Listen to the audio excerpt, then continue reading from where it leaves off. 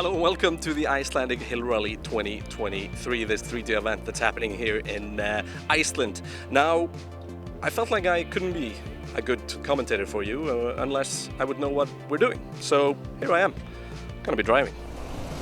And there we have it. This is the car that myself and Guðni Freyr Ómarsson are driving in the event. This Can-Am Maverick XR Turbo. It's got all the names. It's a cool vehicle. Now, the event had a very broad spectrum of cars. Anything from, this Maserati here to the Bowler Works team that brought Land Rovers from Britain. These cars racing all over the world, along with a few more buggies and some local heroes driving their Jeeps through this very, very rough mountain terrain in Iceland. The scenery is amazing, and the smiles on the faces of all the drivers as they came through the rally was very, very evident. Now, day one, two very short tests at the beginning. First one more like a show course, but the last one a proper Icelandic rally stage. On second day, this is where it got very technical. The stages were long, they were tough, and they were very, very rough, many of them, and 61 kilometers to kick day two off. On day three, then up around Hekla and Dómadalur, iconic Icelandic rally stages, driven in their longest form and through the roughest parts for a very, very exciting final day. Now, this all kicked off at the local racetrack in Hafnarfjörður. Now in 17th place after day one, Christy Wicklow and Andrew Wicklow. Christy with a brand new driver's license, joined with her father. In 16th place, David Harlow and Paul Macefield. They were driving for the Bowler team.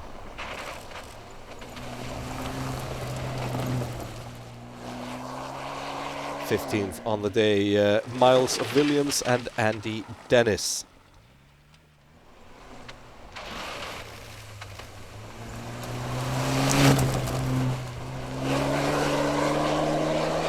th, Richard Wynne Williams and Matt Lowe. They did race here last year in the Icelandic Hill Rally, which had quite a few similar stages, but a puncture hampered them on special stage 3.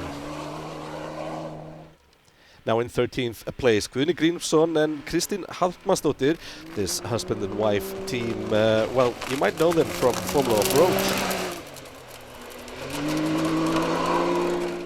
In 12th, rally legend Sighvatur Sigurðsson, a 72-year-old driver, accompanied by his grandson Leo Robertsson.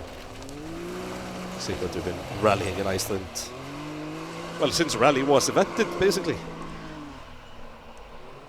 Now in 11th, another bowler, Jason Seddon and John Tomley.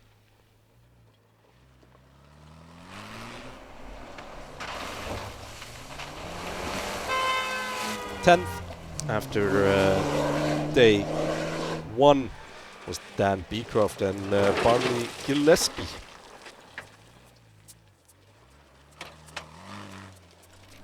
Bowlers, very interesting machines taking on the Icelandic terrain, and they were a lot quicker than most expected.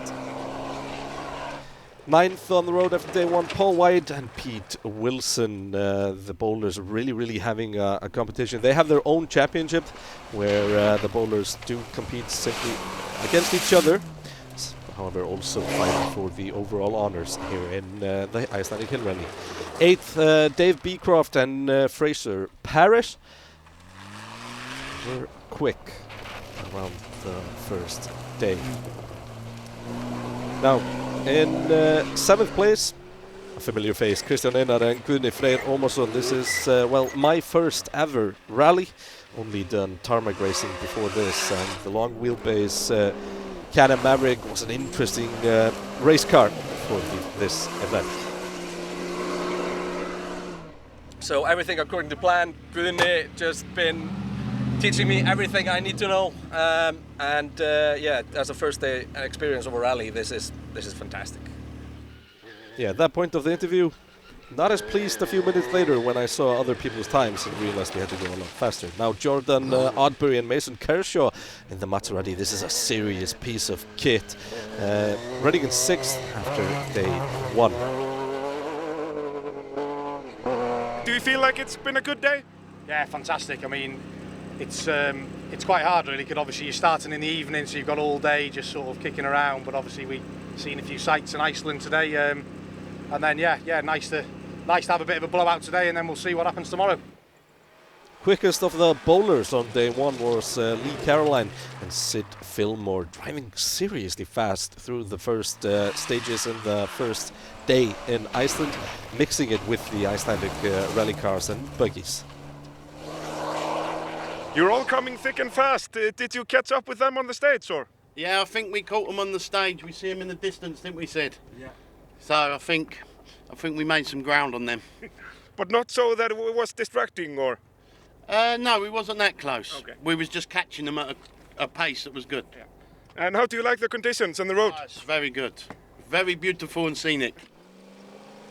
Now 4th, Kristinn Sveinsson and Heimir Snær Jónsson. They ran into some troubles on stage 3. Many expect them to take the lead on day 1, but that's not the case with this Jeep. Kitty, djúpavatnið, hvernig gekk? Bara gaman. Ég hef aldrei upplifað djúpavatn svo laust. Bíllinn var alveg út allan veg. Bara helviti gott. Gerum ein mistök þar sem ég dundra út á einhvern stein. En annars bara var þetta ágætis run djúpavatn. Now 3rd after day 1, Alexander Kárason and Frank Nivinius almost rolls it there. Needs to reverse. Lexi, veteran of motorsport. He's basically raced anything on, well, that has petrol. I'm not even going to say wheels, but he's a snowmobile legend and more. Let's hear from Lexi and Frank. Jæja, Lexi, þið eru að taka af Guðna en þeir koma svo í hallar og eftir ykkur. Ég veit ekkert hvað við erum að taka. Ég að pröfa hann að slóða í fyrsta skipti. Þetta var geðveikt. En þeir eru greinlega mjög hraðir hérna fyrir aftan Polarisarnir. Þeir eru geggjar. Þessi tveir, þeir báður náttúrulega fanta aukumaður. Bæði Gummi og Biggi eru alveg svaða aukumaður, sko. Now, 2nd quickest on day 1, Guðmundur Skúlason and Niklas Már Finnsson driving for the Polaris team. Very quick off the mark. Got some stage wins early on.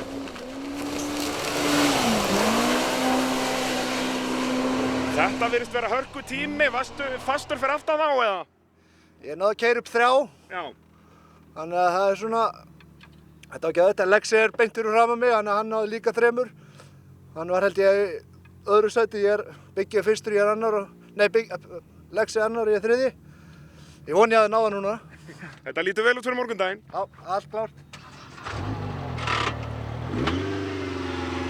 But fastest on day 1, Birgir Guðbjörnsson and Daniel Jökull Valdimarsson. This team racing together in the Icelandic Rally Championship, and Birgir doing well there. Daniel Jökull also the Icelandic Junior Rallycross champion this year. So a very, very strong team. Hvernig gekk? Voruð að keyra upp marga bíla eða? Já, við náðum allan að nálgast bílinn sem voru framan okkur, hann náði líka bílinn fyrir framan. Já. Þetta var geðveikt gaman, ég finnst þetta gaman. Liðsfélaginn virðist vera hörku tíma líka, þannig að bílinn að virka. Já, hann alveg flottur keyrari, sko. En þetta var svona, þessi bílar finna bara ekki til þessu ójöfnum. Þú veist, rallybílar, maður vorkinni þeim. Þetta finnur ekki neitt. Þetta betur en Subaruun? Já, fjöðurinn svona 100 sinnum betri. So the standings after day 1, Birgir and Danny Jökull lead, Guðmundur and Nikolaus, Alexander and Frank sitting in 3rd with Kristinn and Heimir Snær 4th, Caroline and Fillmore in 5th, and Oddbury and Kershaw in 6th. Now let's move over to day 2, the first stage, a very tough stage that included the Icelandic hill climb as the first 5 kilometers of the stage. Now Guðmundur and Nikolaus, they retired with clutch failure midway through the stage, and the first stage of the day was very suitable for the buggies, so Kristinn and Heimir lost a lot of time. Magnus Williams and Andy Dennis also lost time. Oddbury and Kershaw had to retire later in the day with an engine failure, but had a puncture on stage 1, and this was really taking and moving the field quite a lot. Here we see the cars coming close to Þingvellir. Traffic is an issue because it's hard to pass outside of the road. Pretty much impossible in most places. Guðni and Kristín solid driving up to 6th during the midday break. And they continued picking up the pace through the stages in the earliest part of the day. Up to 6th, as we said, at the lunch break.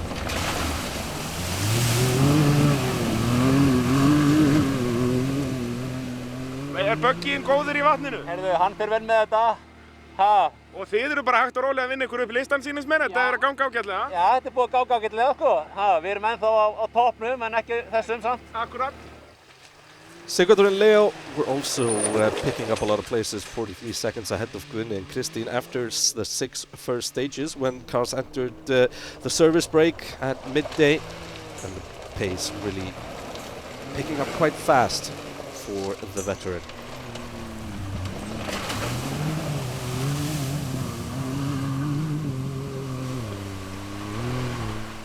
Caroline and Fillmore, they were driving excellently up to 4th place after stage 6 and had a 4.5-minute lead to the next bowler. They were seriously quick through these Icelandic stages. A puncture on the 6th stage, however, cost them quite a lot. But they were sitting comfortably for the second part of day 2.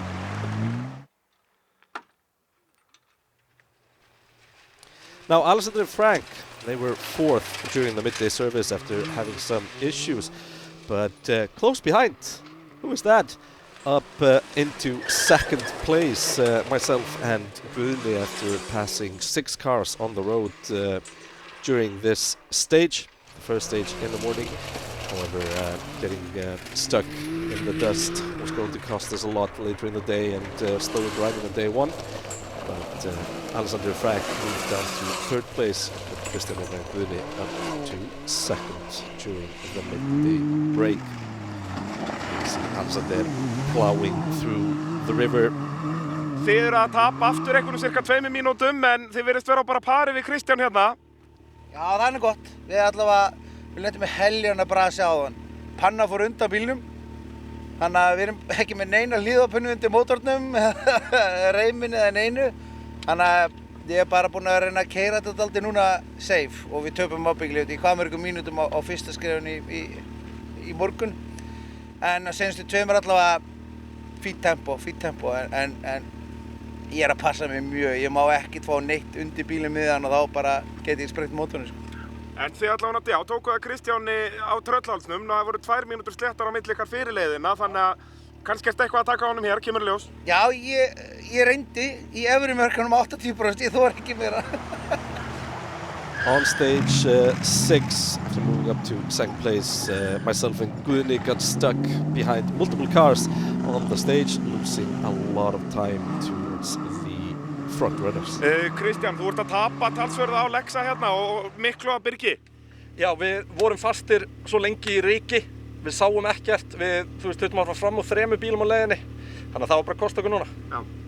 Þannig að ég held að það sé núna orðið mjög tæft milli þín og Lexa annarsætið. Ja, það er bara flott. Við erum ennþá á plani og ég meina, bara búin að keyra flott í morgun.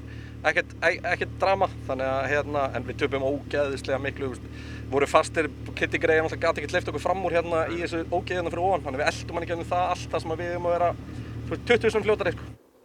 Now, Birgin and Daniel quickest up until the lunch break. No issues, were driving fast and had a 9-minute and 50-second lead ahead of me and Guðni.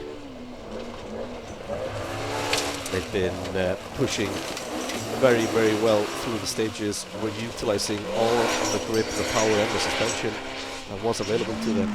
Driving superbly fast, taking a dominant lead. Birgir, þú heldur áfram að taka tíma upp á gatnamótum, varstu 2 mínútum á undan Lexa og Kristjáni. Já, það er ekki bara eðlilegt. Þið eru að halda uppi heiðri Polaris hérna? Já, það verður að gera það.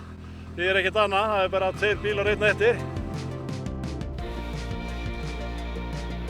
Now let's look at the standings after 6 stages. Birgir and Danny Jökull lead ahead of Kristján and Guðni. Alexander and Frank sitting in 3rd, Caroline and Fillmore in 4th, and Sigurður and Leo 5th with Guðni. Stage 7 proved to be the big one in this rally. Birgir and Daniel, they kept the lead on day 1, however a puncture on special stage 7 did cost them. Alexander and Frank also ran into issues on special stage 7 with broken suspension, and us here, Kristján and Guðni, we had 2 punctures during the stage that cost a lot of time. So stage 7 having a lot of impact on the battle for the lead. However, at the end of the day, the standings stayed the same. Birgir and Daniel had the lead, Kristján and Guðni in 2nd, however in Alexander and Frank, that we see here, they had to retire out of 3rd place. And look at that, the way he floats over the river. And this one, pure class. Now, Caroline and Fillmore, at the end of the day, had a family emergency and had to retire from the event, so they never showed up on day 3. However, they finished day 2 in a fantastic 3rd place in the boulder, and a shame that we couldn't see them finish the rally. Now, Sigurður and Leo, they moved up to 3rd, therefore, there the experience started to count.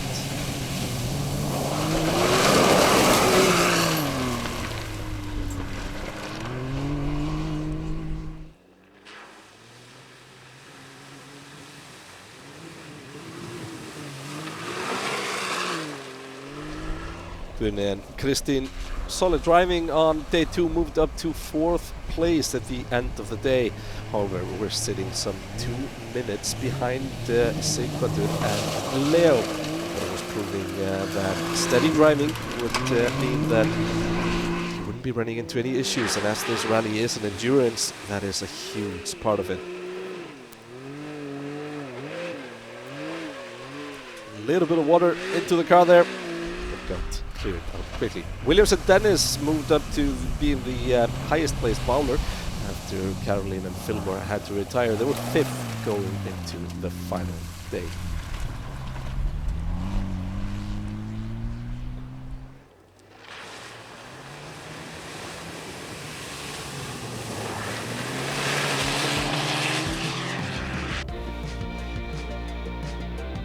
Now the standings after the 2nd day, going into the final day.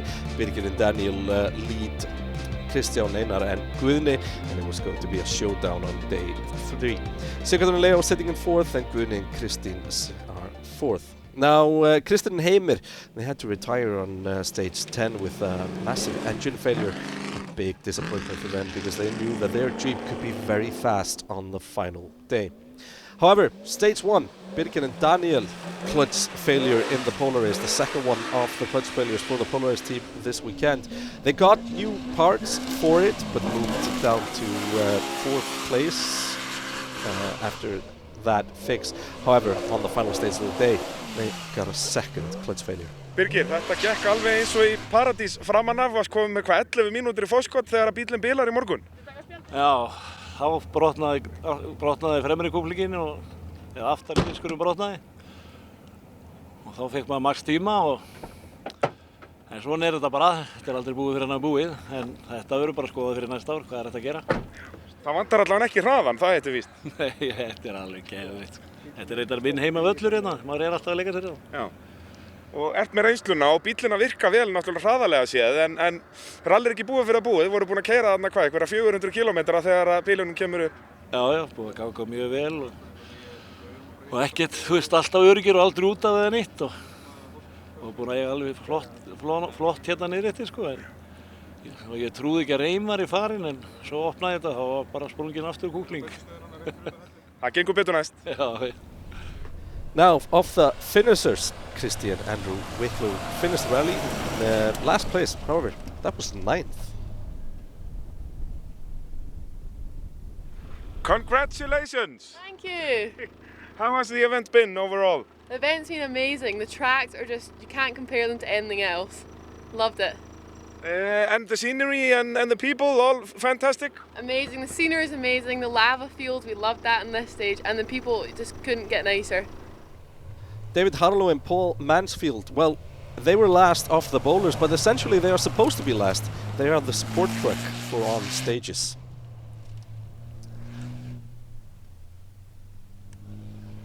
In 7th place, Jason Seddon and John Tomley. They were 4th of the bowlers.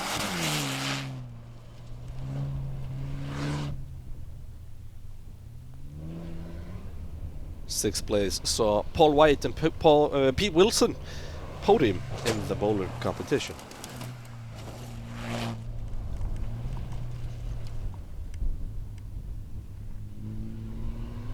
Now, Richard Wynne Williams and Matt Lowe used their experience from 2022 to finish 2nd in class and 5th overall.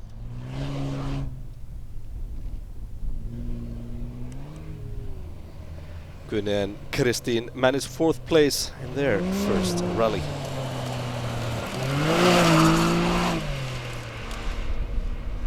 Jæja, komin í mark. Var það ekki alltaf markmiðið? Jú, það var markmiðið, algjörlega. Hvernig þetta rall búið að vera? Þetta er búið þræskemmtilegt. Alveg súper sko. Tekur mikið á. Langir dagar allavega. Miles Williams and Andy Dennis finished a fantastic 3rd place overall. They were first off the bowlers, 12 minutes ahead of the 2nd bowler. And in 2nd place, Sigurður Sigurðsson and Leo Robertson.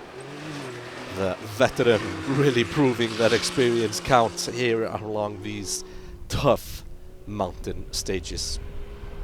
The rally is an endurance, and Sigurður went into it as such.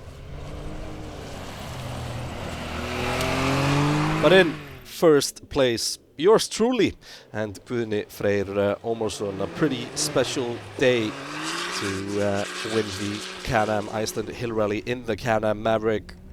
And the first time that this duo ever drives together, and the first time that the driver drives on gravel roads in a rally. It was all about making all the stages count, not making stupid mistakes, not breaking the car, and that is what finished on top of the podium. It's been the event, the car, the atmosphere, the competitors. It's been fantastic. However, it's not been straightforward for us. We went a very rocky road, pun intended, looking at the stages we were driving, to actually get here, with brake failures, punctures, getting stuck in traffic. I thought I lost the rally in many ways when we came into service at noon yesterday, because I had given away so much time just being stuck in the dust behind the cars that shouldn't have been in front of me after day one. But I mean, I'd only driven 30 or 40 kilometers on gravel before the rally, so to be standing here 2 days later at Mount Hekla and actually going home with a cup is insane. I believe we also won the hill climb, so we can be pretty happy, I think. And that's it for the 2023 Can-Am Hill Rally. Sign-ups already open for next year, so this is a true endurance rally event that no endurance rally driver should miss.